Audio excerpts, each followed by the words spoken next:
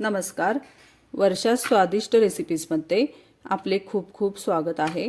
आणि आज आपण बनवणार आहोत खूपच कमी साहित्यात अगदी साध्या सोप्या पद्धतीने मऊ लुसलुशीत जाळीदार अशी बेसनची पोळी. चला तर मग लगेचच सुरुवात करूया आपल्या आजच्या रेसिपीला. बेसनची पोळी करण्यासाठी इथे मी 1 वाटी बेसन घेतलेले आहे. तर हे बेसन आधी आपण ह्या पातेल्यामध्ये ओतायचे आहे. त्यानंतर आपण यामध्ये कांदा लसूण मसाला घालणार आहोत. तर तुम्ही हिरवी मिरचीही घालू शकता पेस्ट करून. तर मी येथे घेतलेला आहे कांदा लसूण मसाला. तर हा मी अर्धा चम्मच घेतलेला आहे. तर तुम्ही तुमच्या आवडीनुसार कमी जास्त घेऊ शकता. त्याचबरोबर चवीनुसार आपण मीठ घालणार आहोत.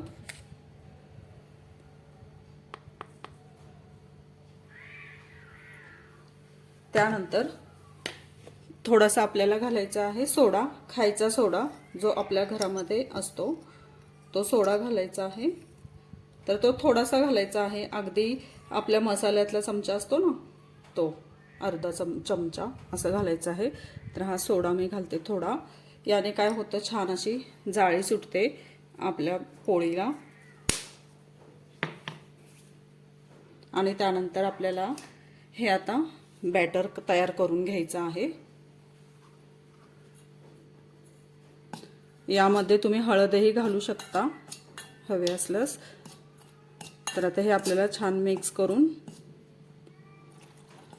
पाणी घालून छान असं बॅटर तयार करून घ्यायचं आहे.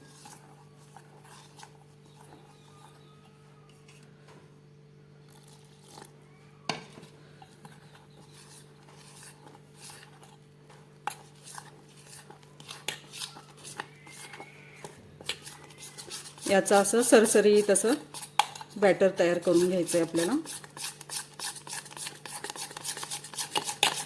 छान असं फेटून घ्यायचं जेणेकरून गुठळ्या होणार नाहीत. अजून थोडंसं पाणी घालूया.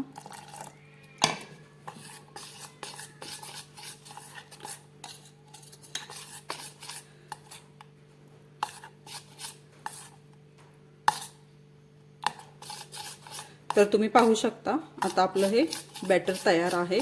तर हे बघा आपल्याला साधारण असं बॅटर लागणार आहे, पातळ असं सरसरीत असं एकदम पातळ असं.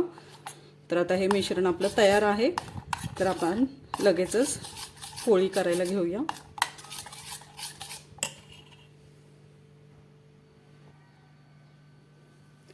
येथे तवा मी गॅसवर ठेवलेला आहे.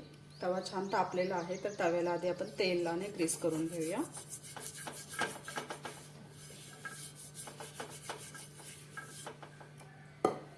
आणि आता हे बॅटर आपण यावर ओतायचं आहे.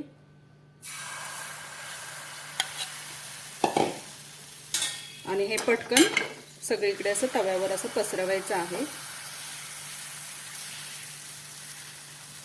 पातळ पातळ असं.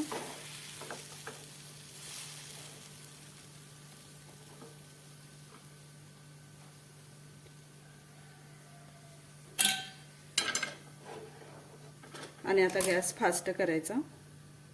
तुम्ही बघू शकताय किती छान अशी ह्याला जाळी आलेली आहे.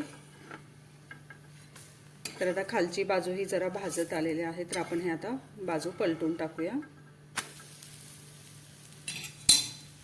थोडंसं तेल लावूया.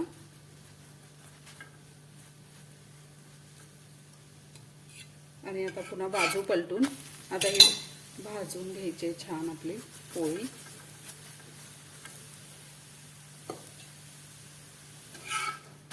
हे पहा पोळी दोन्ही बाजूने छान भाजलेली आहे.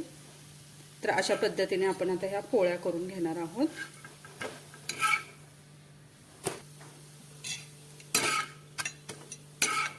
हे पहा आपल्या आता बेसनच्या पोळ्या ह्या तयार आहेत.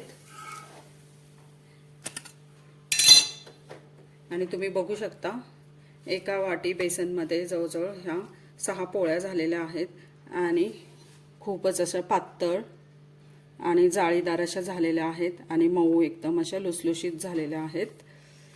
तर कशी वाटली तुम्हाला माझी आजची रेसिपी? रेसिपी आवडली असेल तर रेसिपीला जरूर लाईक करा, शेअर करा आणि चॅनलवर जर नवीन असाल तर चॅनलला जरूर सबस्क्राईब करा. चला तर पुन्हा भेटूया अशाच एका मस्त चमचमीत झणझणीत रेसिपीसोबत. धन्यवाद.